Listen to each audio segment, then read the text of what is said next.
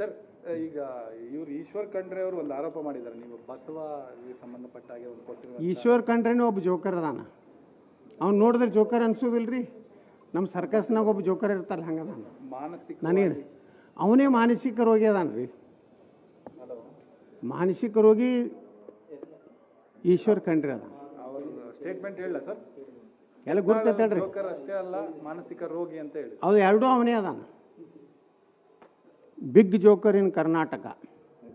ಸ್ವಾಮೀಜಿಗಳು ಕೂಡ ಕೆಲವು ಸ್ವಾಮೀಜಿಗಳು ಆಕ್ಷೇಪ ಮಾಡಿ ಆ ಸ್ವಾಮಿಗಳಿಗೆ ಏನು ಕೇಳ್ತೀನಿ, ಬಸವಣ್ಣವರ ಅಂತ್ಯ ಹೆಂಗಾಯ್ತು ಅನ್ನೋದು ಡಾಕ್ಟರ್ ಎಂ ಕಲಬುರ್ಗಿ ಅವರು ಬರ್ತಾರೆ. ಇನ್ನೊಬ್ಬರು ಕಟ್ಟಿಮನಿ ಅಂತ ಬರ್ತಾರೆ.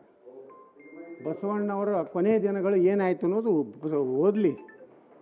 ಇಷ್ಟು ಮಾತಾಡ್ತಾರಲ್ಲ ಇವ್ರು ಸ್ವಾಮಿಗಳು, ಇವರೆಲ್ಲ ಈ ಈಶ್ವರ್ ಖಂಡ್ರೆ ಮಾತಾಡ್ತಾನಲ್ಲ,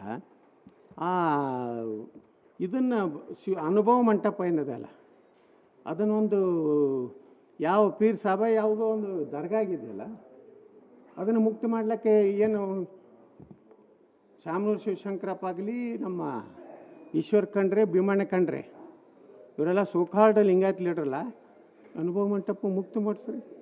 ಪೀರ್ ಭಾಷಾ ದರ್ಗಾ ಇವತ್ತು ಅಲ್ಲೆಲ್ಲ ಕುರುಗಳದಾವ, ಹಿಂದೂಗಳ ಕುರುಗಳು.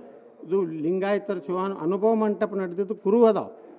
ಅದನ್ನು ಮುಕ್ತ ಮಾಡೋ ತಾಕತ್ತಿದೆ ಈ ಸ್ವಾಮಿಗಳಿಗೆ. ಏನು ನನ್ನ ವಿರುದ್ಧ ಮಾತಾಡಕತ್ತಾರಲ್ಲ, ಈ ಈಶ್ವರ್ ಖಂಡ್ರಿಗೆ ತಾಕತ್ತಿದೆಯಾ? ಅವನೇ ಒಬ್ಬ ಜೋಕರ್ ಅದಾನ. ಏನು ನನಗೇನು ಹೇಳ್ತಾನೆ ರೀ ಈಶ್ವರ್ ಖಂಡ್ರೆ?